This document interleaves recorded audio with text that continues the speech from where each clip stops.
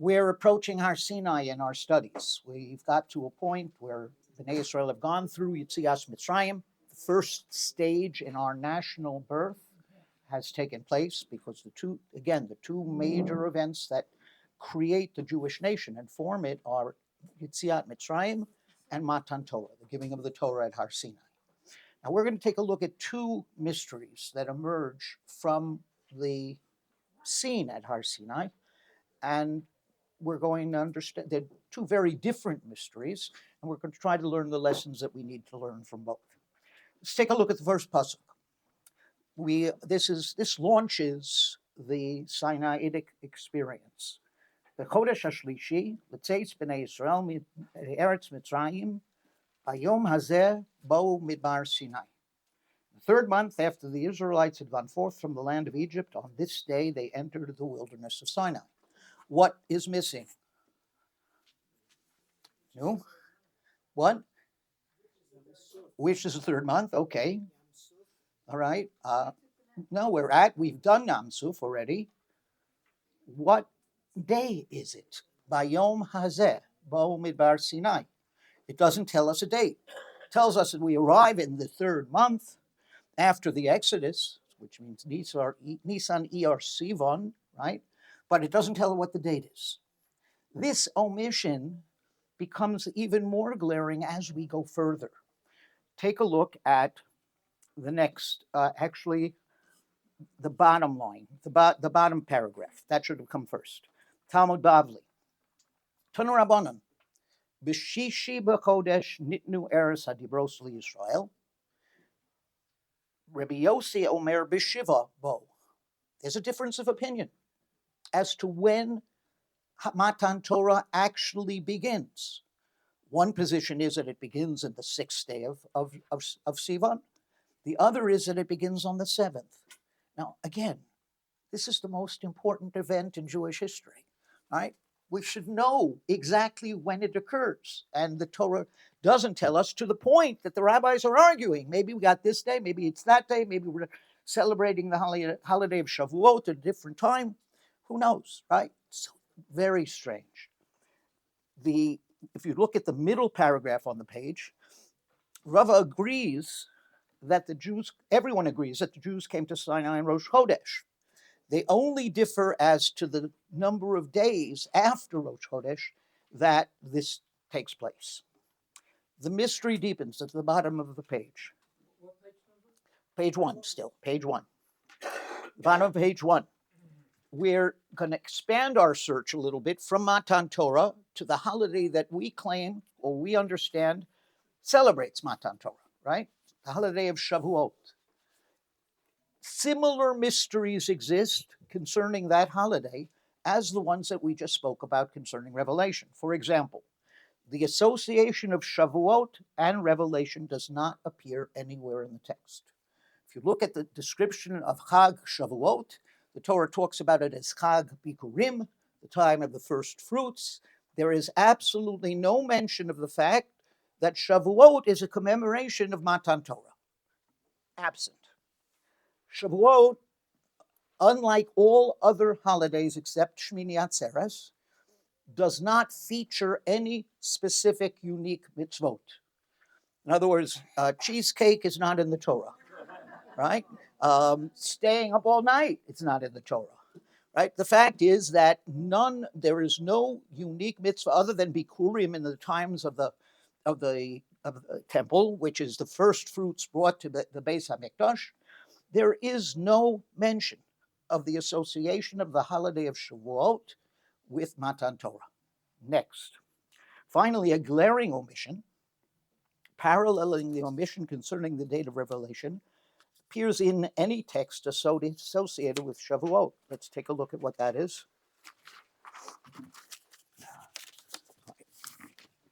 Nowhere in the Torah does the Torah tell us the date of the holiday of Shavuot. The date of the holiday of Shavuot is either described as the end of the Omer period, but there is no mention of what day that is, what month and what day. In fact, if you take a look at somebody said something? No, okay. In fact, if you take a look at Parshas Pinchas in Sefer Bamidbar, this is where I think it's most glaring. The Torah lists all of the karbanot, all of the offerings that are brought over the course of the various different holidays of the year. And it takes each one, a paragraph for each one. Now, look at the one that precedes Shavuot. B'chodesh harishon, ba'arba'a asar yom lachodesh, Pesach Lashem. On the first month, on the 14th day, you will have Pesach. Uvachamisha asar yom lachodesh hazeh, Chag Shavuot, Yom Shavuot Shivat Yomim, Matzos Yeyochel. All right, so the Torah tells us, now what holiday is that? Pesach, correct. Take a look, by the way, and this is something outside of our discussion now. The day that the Torah calls Pesach is Erev Pesach, right? And there are those who say that that's what Pesach really means or commemorates, the offering, the slaughtering of the sacrifice that would be eaten on the night before the Exodus, right? So in other words, that's why and therefore the rabbis say that that's its own little holiday. In other words, it's something else, not little, something else to celebrate. Okay, so but Pesach, I know exactly when it is. The Torah tells me. Skip to the third paragraph. Uvachodesh Hashvi'i. This is the holiday that's mentioned right after Shavuot. Bi'echod lachodesh mikra kodesh yelochem komuleches avodah lo sasu yom trua yelochem. On the first day of the 7th month, which is Tishrei, right? You shall celebrate a holiday, and that holiday should be a holiday of trua, of the shofar blowing. Now take a look at the middle section. And this is the one that describes Shavuot. Uvayom habikurim v'hakrivchem mincha chadasho Hashem. On the day of the first fruits, when you offer a new offering to Hashem, mikra kodesh lachem kol leches avodah lo sasu. Right? On the day of the first fruits, on the day you bring special offerings to Hashem, you will celebrate a festival. When is that? No date. No date. And as I said, that we do know when it is because the Torah connects it to Pesach and we count the Omer between the two. But there is no mention of the Omer here, and there's no mention of the date. Simply the Torah is telling us Yom HaBikurim, the day of the first fruits, the day of the new offering, and that's it. Doesn't tell us. So let's review. We have no mention of the connection between Shavuot and Matan Torah.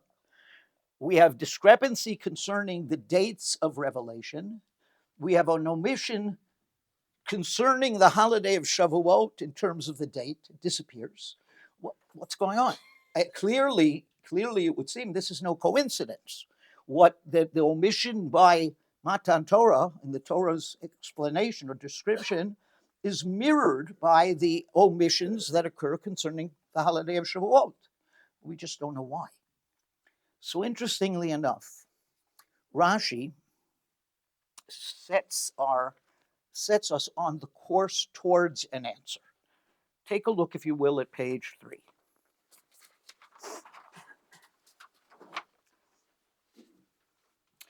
On page 3, we go back to that very first sentence with which we began the class. Bayom Barosh, where is it?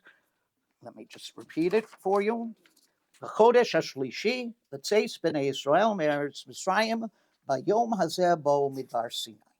On the third month, to the exodus of the Jewish people from the not Jewish people yet, the Israelites from Eretz Mitzrayim, on this day, Bo Midbar Sinai. So Rashi points to a linguistic discrepancy in that text. Does anyone know what it might be? When the Torah wants to say on that day or on this day, exactly, it uses the language Bayom Hahu. Doesn't use the language Bayom Hazeh. What does Bayom Hazeh mean? This day, this specific day, right? So along comes Rashi. Lo haya tzarich lichtov elo bayom hahu. The Torah should have stated on that day, bayom hahu, mahu bayom hazeh. What is it on this day? Sheyu divrei Torah chadoshim olecha ki ilu hayom nitana. Because HaKadosh Baruch Hu wants the Torah to be fresh and new to you as if it is the day that it was given. In other words, revelation continues through our studies, through everything we do connected to the Torah. The studies, remember we spoke, it was last week, where we went through the oral law and the process of oral law and how it continues and how it has really created an eternal people that can exist in any place given the opportunity, although we should be here. So there are all sorts of, so therefore, where I lost my train of thought. What were we talking about just now? Bayom Hazeh, right, okay. So that's right. So Rashi says Bayom Hazeh because it is this day. It's not that day, it's this day, today, that we are supposed to feel the Torah is being given. Once you open the door through Rashi's comment, you can begin to understand, I believe, all of the mysterious omissions I spoke to you about. I'll sum it up in one sentence. Matan Torah was not a historical event, period. Yetzias Mitzrayim was a historical event. Avram, Yitzchak, and Yaakov, historical event. When it comes to Matan Torah, it happens every day. It happens every day. And HaKadosh Baruch Hu wants us to feel that. HaKadosh Baruch Hu wants us to recognize that what we do and how we do it is continuing. Right? We are part of revelation. We are receiving the Torah every day. When we do mitzvot and also when we study, when we learn Torah, right? In other words, it's not rooted at a particular day, at a particular time. That's why the Torah doesn't give us a date, because the Torah wants us to have mystery surrounding the event. So there'll be a debate between the rabbis whether it happens on the 6th day or the 7th day. Torah doesn't pinpoint. Why? You should argue, right? That's one of the Jewish practices that has. Versus the inspiration. I'm sorry. Say again. Mystery reflects the inspiration. Correct. Talking about it. Correct. It makes us. It drives home, if we see it clearly. It drives home what the Torah wants us to understand, what the Kodesh Baruch Hu wants us to understand, and that is that every time we open a sefer, every time we attend a class, every time we speak about Torah, every time we do a mitzvah that's contained in the Torah, we are participating in the process of revelation. Is that Reb Soloveitchik you're facing? No, I don't. Maybe he says it, but I don't have a quote from him for that. Right. So therefore, it's my suggestion. I'm sure someone says it before me, but it's my suggestion. All right. So therefore, that we've dealt with the first set of mysteries, and we've established that what happens at Sinai is not rooted in history. It's not a historical event, and it happens continuously throughout Jewish experience over the ages, over any place we continue to learn and to study and to observe. Now let's go to Matan Torah, the scene of Matan Torah itself. And here we have another mystery, not of omission, but a mystery concerning a particular commandment that God conveys. As the Israelites prepare for Matan Torah, now think for a moment of the scene. Moshe, the nation below, periodically Moshe going up and down, HaKadosh Baruch Hu's presence on the mountain. It's a classic scene for us. But why did it have to be that way? Take a look. The Torah says that HaKadosh Baruch Hu turns to Moshe and says, V'higbalto es ha'om saviv lemor. During the process of revelation, during Matan Torah, you will create a gvul around the mountain, a boundary. That boundary has to be observed. Hishamru lachem alos bahar v'nogea bekotzeu. Beware, lest you go up the mountain or even touch its corner. Kol hanogea bahar mos you must. At the pain of death, you are to keep that boundary. Lo siga yipoyad, and this is very interesting. Sakol yisokel, o yoro yira'eh. Don't touch the mountain because that will cause you to be stoned or to, etc. I remember when I first learned about this mitzvah, I thought that what would happen if you went over the boundary was that green lightning would come from the sky and smash you. That would be a supernatural death. But that's not what the Torah says. The Torah says that if anyone crosses the boundary, the Israelites are obligated to execute him. Sakol yisakel o yoro, which means that simultaneous with the giving of the Torah is the role that man plays in its observance. God doesn't need me to protect his boundary. He didn't need Moshe to protect his boundary. We do protect it. We should stone him. We should. But I'm saying, why does God insist on that? Why doesn't God take what? That's part of it. That's right. What he's doing is he is cementing at the onset of Matan Torah that the role that man plays with God in sanctification, the role that man plays following the mitzvot that we play in sanctification all of our lives. But we're setting a boundary. No, God is setting the boundary here. We have to enact those boundaries by stoning. Right, we have to protect. Right, he charges the Israelites at the time with protecting the boundary that he establishes. And by doing that, he makes man a partner in the process of that phenomenon. And by making us a partner, what he does is he is underscoring that we are partners throughout history with God in the creation of sanctity. Yes? If someone were to be there and said, I just can't stone this person for touching this, does he get punished for not carrying through the That's an excellent question. If somebody is there and they don't want to participate in the stoning, are they punished for not? I'm repeating for the camera. I don't know. It's a very interesting question. First of all, not stoning was done in a particular way that didn't involve the entire community, other than seeing it. So not everybody has to participate in the act. In fact, the Sakol Skila at the time of the Talmud, or even before, at the time of the Beis Hamikdash, was you were pushed off a cliff and fell onto a rock. That was your stoning. So therefore, the issue is not everyone has to participate, but we are told that we have to enforce. Now, having said that, why? Yeah, very good. Why?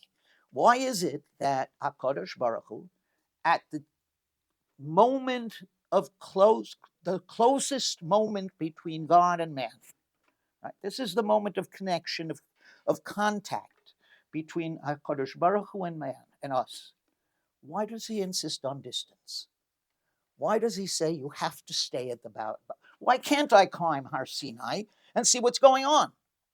Now, many will answer that we could not have survived, right? That observing HaKadosh Baruch Hu is something that Moshe had on some level, but we can't even approach his level. However, and understand that Moshe doesn't see HaKadosh Baruch Hu in his totality, because HaKadosh Baruch Hu says, I'll put you behind a rock and I'll pass for you and you'll only see me from behind, right? You're not so... And Moshe actually pleads with God, show me your ways. It's amazing, because the man who is closest to God in terms of contact still doesn't pierce the veil of mystery, still does not relate to God in his totality. But coming back, the scene, we've known the scene before, but we never asked the question, why did it have to be this way? So I'm going to suggest actually three or four different approaches to this question. Actually, yeah, four. Number one is Rav Shimshon Raphael Hirsch. Please read that paragraph for yourselves for just a moment. Page 3. Page 3.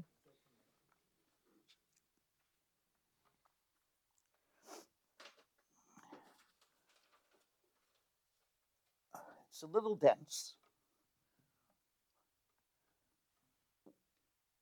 He asks the question why Moshe has to be at the top of Mount Sinai for any of these. It can't be at the top of Mount Sinai when the revelation begins. We'll see that at the end of the class.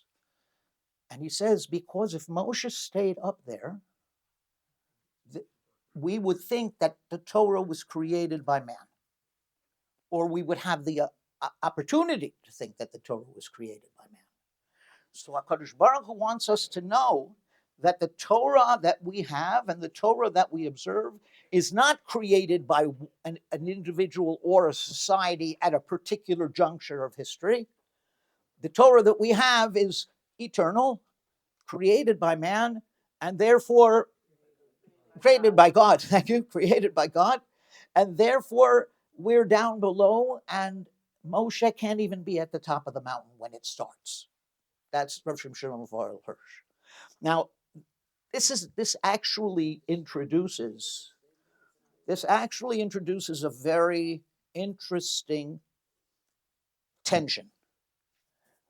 The Torah is eternal, but the Torah was given at a particular time in history. And therefore, it had to be eternal, to talk eternally, but it also had to address things that were in the reality, in the time in which it was given.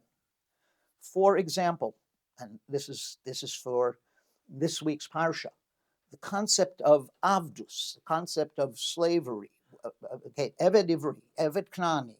What are those things? How does that exist? And we don't have that today, and it doesn't apply today, because the Torah was given at a particular time when all that existed.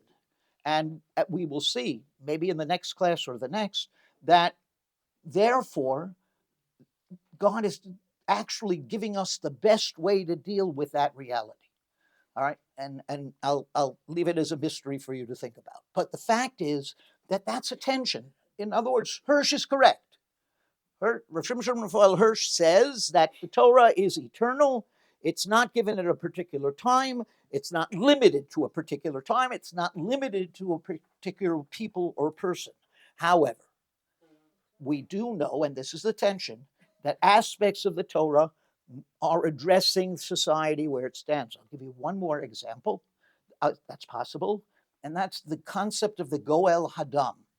What's the concept of Goel Hadam is that if someone murders someone by mistake, kills someone by mistake, but it's not mistake, it's negligence. Shogeg is not by mistake.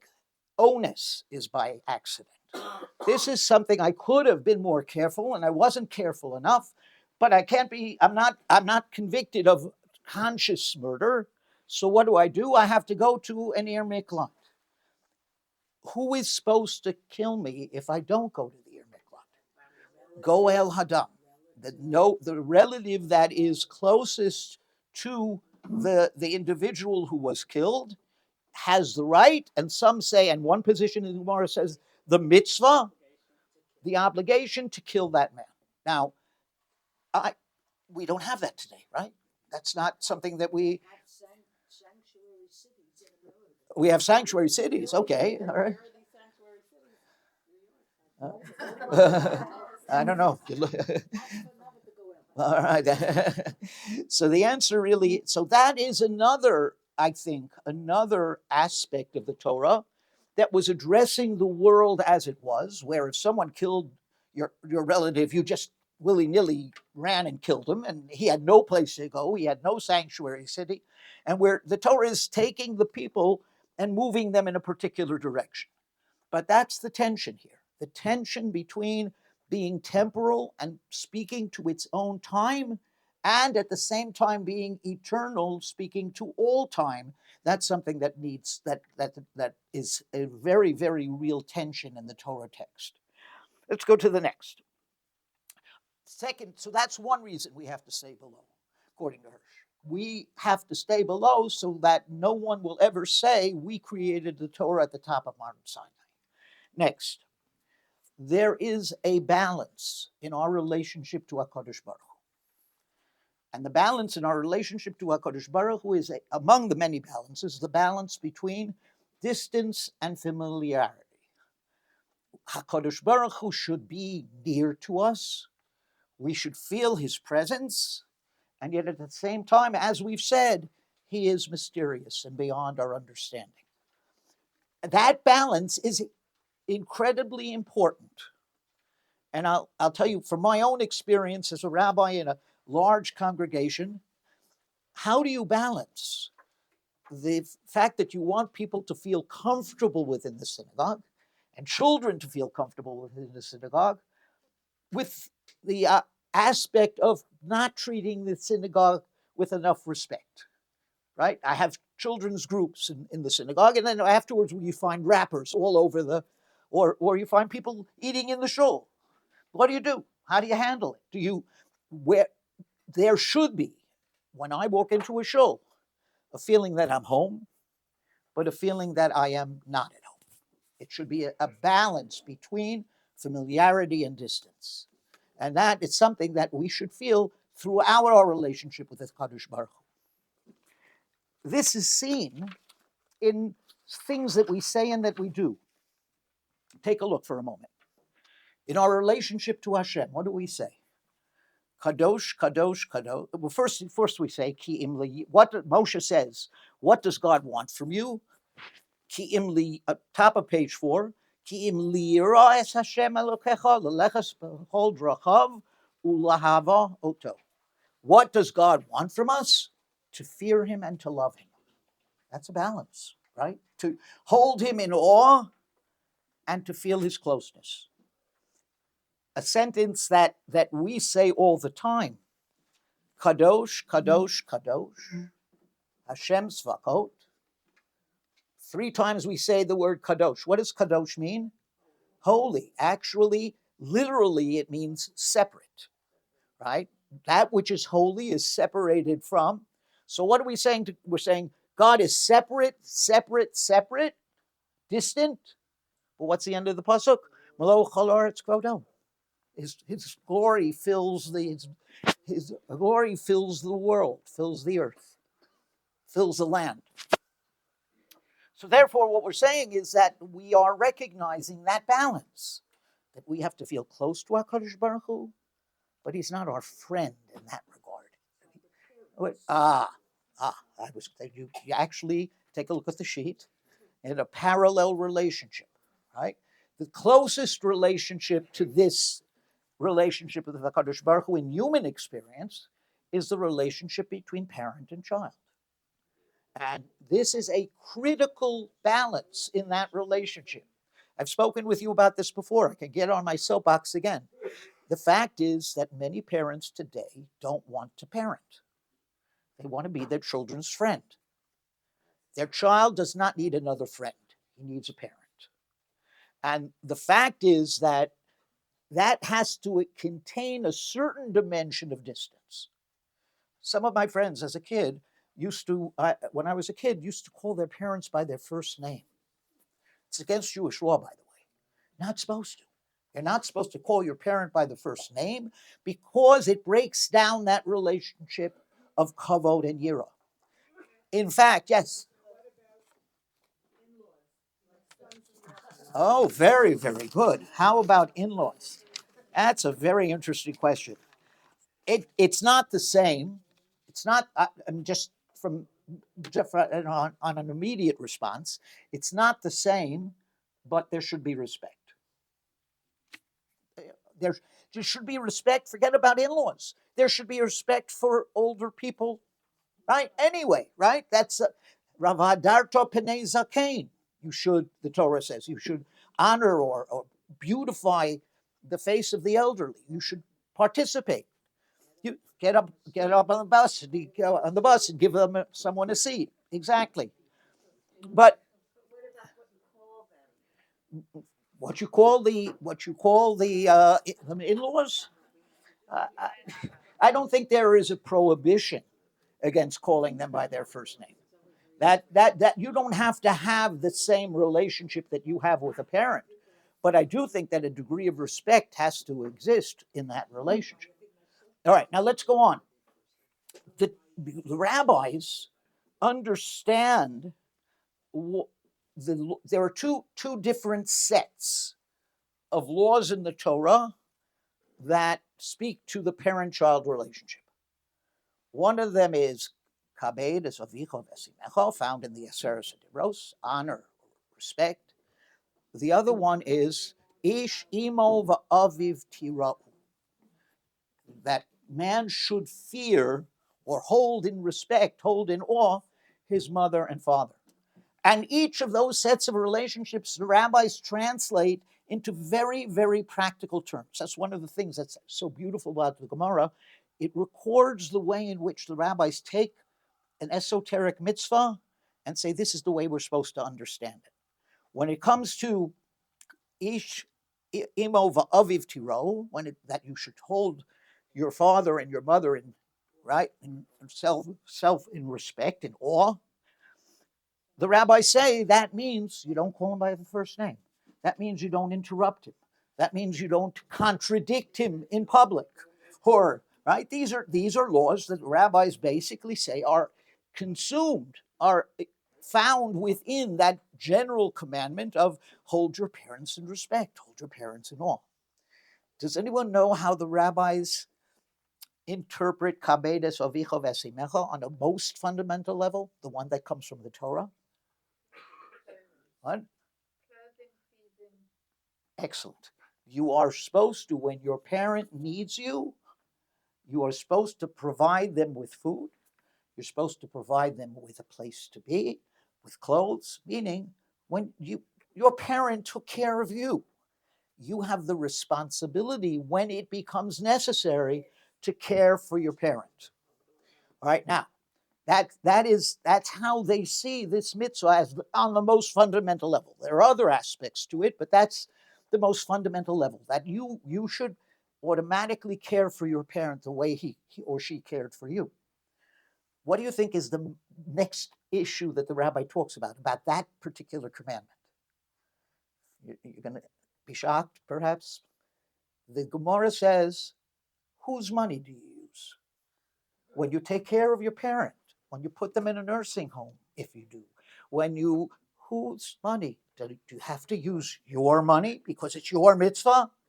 Or are you allowed to use their money? All right, we could take a vote, but the answer is, according to the Gemara, you are allowed to use their money. Correct. That you are allowed to use their money, that to the point that it should impoverish them. And when that money wears out, then it's yours. Correct. So that's practical. That's why the Torah has to be seen not only spiritually, but has to be seen practically in terms of how to do and what to do. All right. Now, on this same page, on page number 4, we find other aspects of this halacha, of aspects of the concept of Hagbolah. In practice, the balance between familiarity and distance. Vayomer Hashem el Moshe, daber et la'aron achicha. Well, God speaks to Moshe and says to him, speak to your brother Aaron. V'al yavo b'chol eis el hakodesh. He cannot come into the inner sanctuary of the Beis HaMikdash or the Mishkan whenever he feels like it. Not allowed. He can only come in to that place, to that particular point. Can only come into that particular place one day, Yom Kippur. Now, wait a minute. Aaron is the Kohen Gadol. He's been chosen from all other Israelites to be the Kohen Gadol. Can't he go in on a regular basis and pray to Hashem? No, because there has to be this concept of distance along with the fact that HaKadosh Baruch Hu is close to us. So therefore you find that the Hagbolah underscores, that's the second explanation we're giving, that it underscores the balance that is essential in our relationship with God. Finally, the third explanation is perhaps the one I think is the most basic. And we've sort of hinted at it and spoken about it a little bit together already. And that is that I believe that the concept of Hagbolah is the fact that we have to have a boundary around the mountain and we have to stay down below. Is why? Because that's where we belong. We don't belong at the summit of Mount Sinai penetrating clouds. HaKadosh Baruch Hu, by insisting that the people stay down below, he essentially is saying to them, what? That's where you belong. That's where you have to be. You don't belong at the top of the mountain. You belong in your lives accepting the Torah. And this is underscored in a lot of different ways. If you take a look at the next page.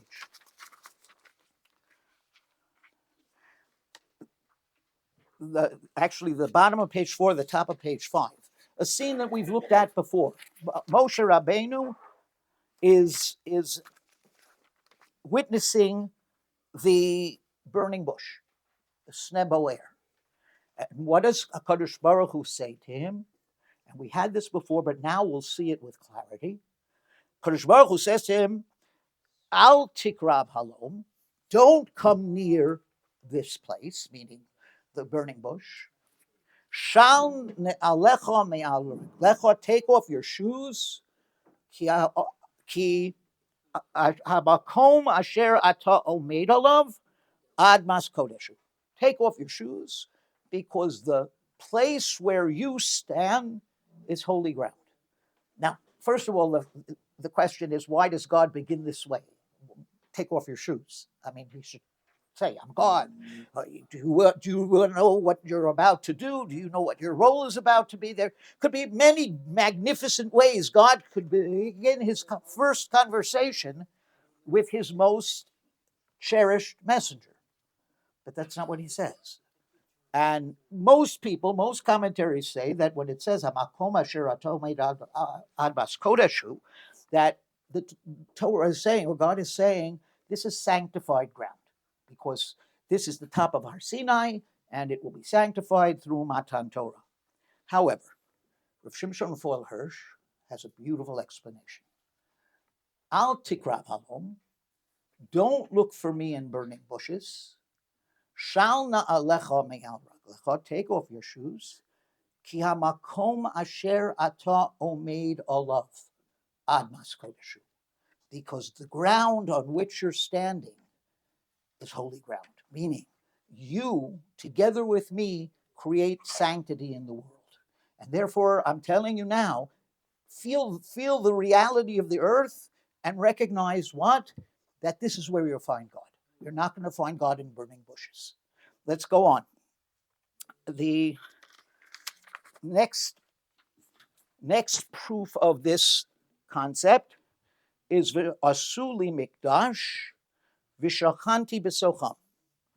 They will make for me a holy place, and I will dwell within them. This has to do with the creation of the Mishkan and foreshadows the creation of the Beis HaMikdash. And there are all sorts of questions about this statement. This is the essential statement of that mitzvah. Shachanti besocho, it should say. I will dwell in it. But it says besocham, I will dwell in them or within them.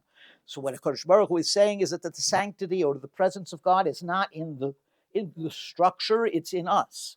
However, the TORAH Chaim says something that when I read it, I thought was absolutely beautiful.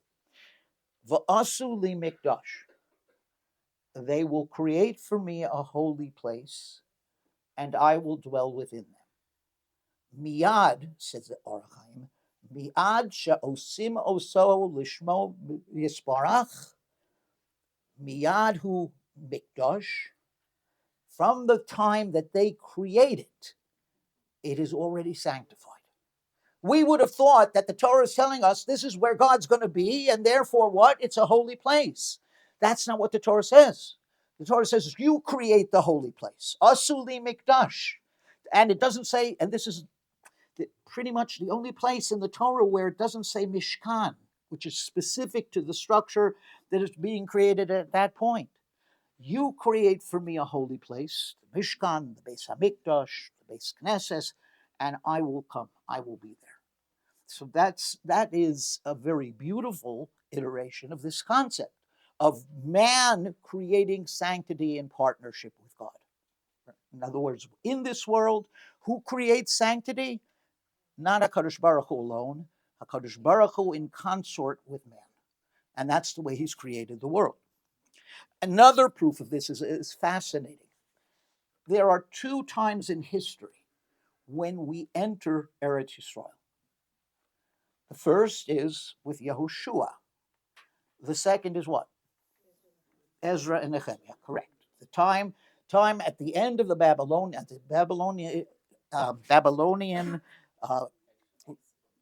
exile is coming to its close, right? And Ezra and Nehemiah come back and start building the base, and the second Beis Hamikdash is built or created. Simplifying the events, but that's the second entry. Now, which of those 2 entries would you think would be the most powerful? The first, right? We're coming in, HaKadosh Baruch Hu's with us, he's present with us, he's going to allow us to defeat our enemies miraculously, the sun will stand still, and Yehoshua will be able to finish the job, things of that kind, right? None of that takes place in the second. Along comes the halacha and says, Kedusha, and this is what Rambam says, this, Kedusha Rishona, Kidsha Lashaita, Velola Asid Lavo. The first sanctification, which is Yoshua's entry into the land, sanctified the land temporarily. Once the Jews were exiled from the land, at that point, the land lost its sanctity. However, Kedusha Shnia, the second Kedusha, which is Ezra and Nehemiah, Kidsha Lashata Villa Osilo. It creates sanctity for that time and forever. Wow. Why that?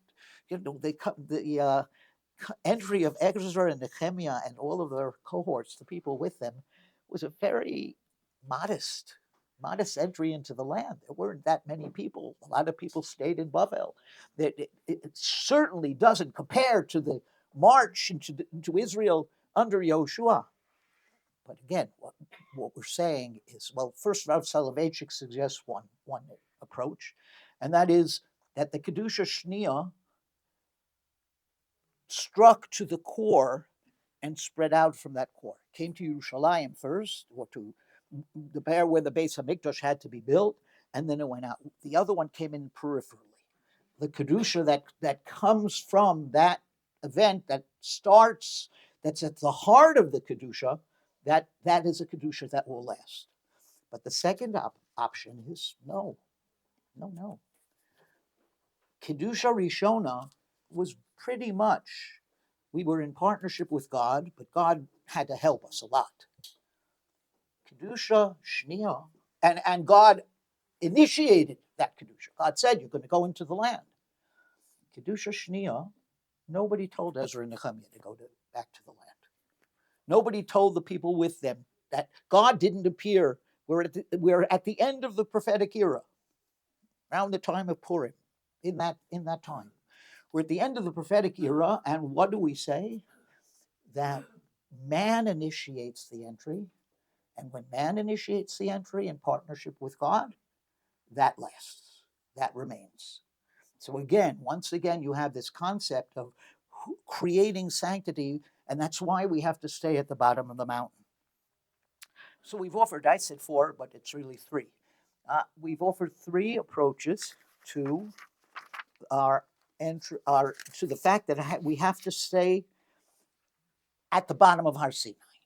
We've suggested the possibility that no one should claim that we created the Torah at the summit. We spoke about the possibility that it's the creation of the balance between familiarity and distance.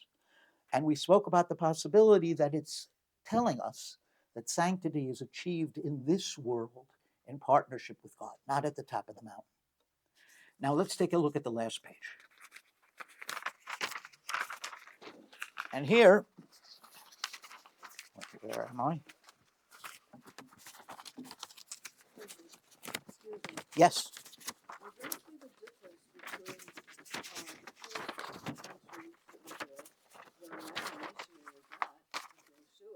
And God commanded him to do that, right? That command, God said, time to go in. We went in. We did not initiate that entry, right? God stopped us for a whole 40 years and didn't allow us to go in, right? So the fact is that entry was initiated by God. The second, totally man's initiative, right? I take a look at what? Say again? Yeah? What do you mean? Oh, Aliyah, right. Okay, what about the third Kedusha? All right, well, the answer is the land was that the second Kedusha remains. We're participating in the continuation of that Kedusha.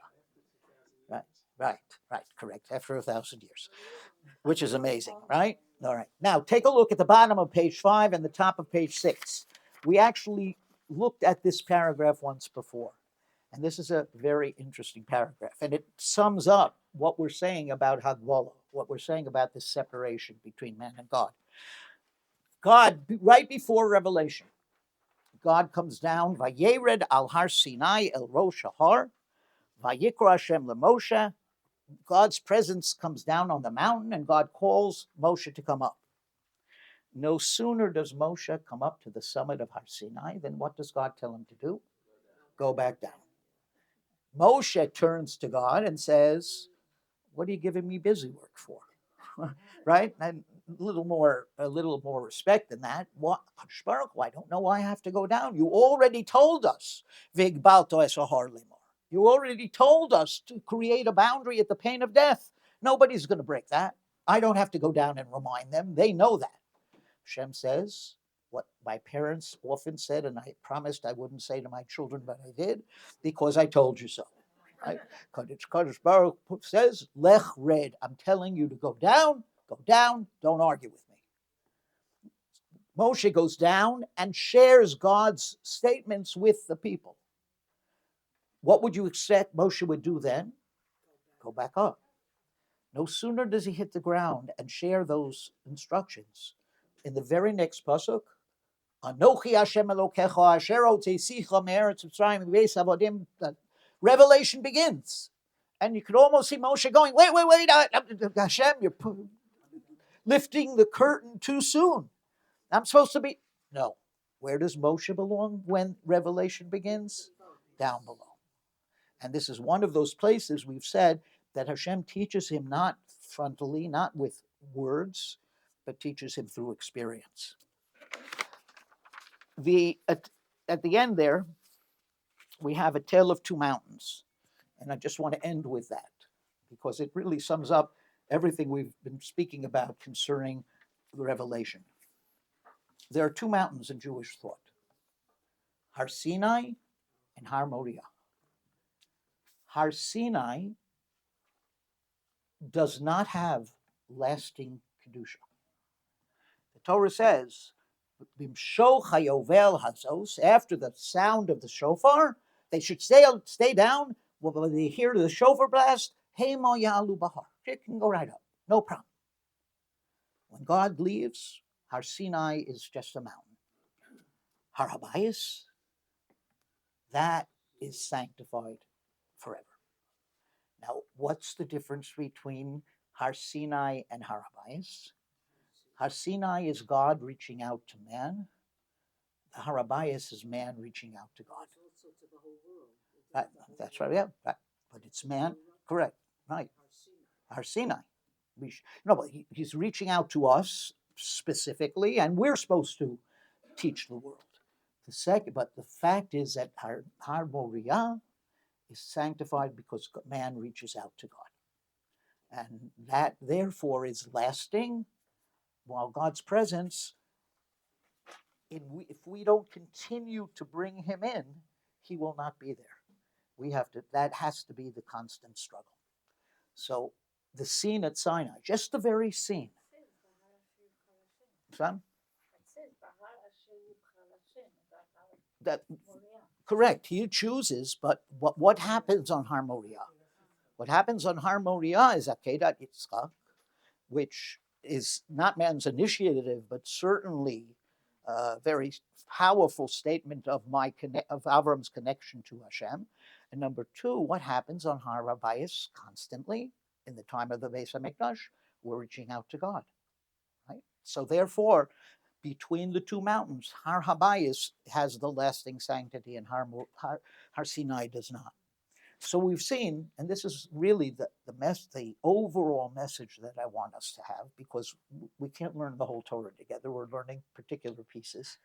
Things that we see and accept just as givens should be re-explored again. We've accepted this scene of Har Sinai with man down below, Hashem up on top, and we took it. Now today, what did we do? We asked why. And we came up with some reasons. Are they the reason that it occurred that way? I don't know. Right? But there's certainly lessons that we are meant to learn from that phenomenon. And therefore, everything that is taught in the Torah should be revisited again and again, because you never know when you're going to find some new lesson and some new experience. Okay, thanks.